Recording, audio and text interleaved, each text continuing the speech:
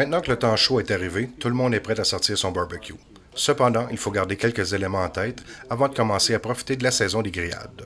Arnold Lazare, directeur de la sécurité publique pour les Premières Nations de Kanawake et ancien président de l'Association des pompiers autochtones du Canada, est avec nous pour parler de sécurité et de barbecue.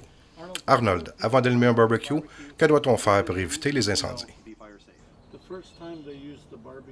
Avant d'allumer le barbecue pour la première fois, il faut vérifier que les conduits sont intacts. On ouvre la valve principale et on vérifie qu'il n'y a pas de fuite à l'aide d'eau savonneuse.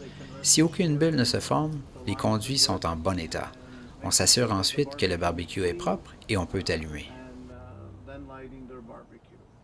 Si l'appareil est propre et qu'il n'y a pas de fuite, que fait-on? On doit ouvrir la valve principale. Ensuite, on ouvre le couvercle. Il est important d'ouvrir le couvercle, d'ouvrir le brûleur principal, puis d'allumer le barbecue et de vérifier que tout fonctionne correctement. Voilà, tout fonctionne et vous avez pu cuisiner un excellent repas. Que fait-on ensuite? On éteint le barbecue et on referme la valve du réservoir? Oui, on suit l'ordre inverse. Il faut éteindre le brûleur, fermer la valve principale, puis fermer le couvercle une fois l'appareil refroidi.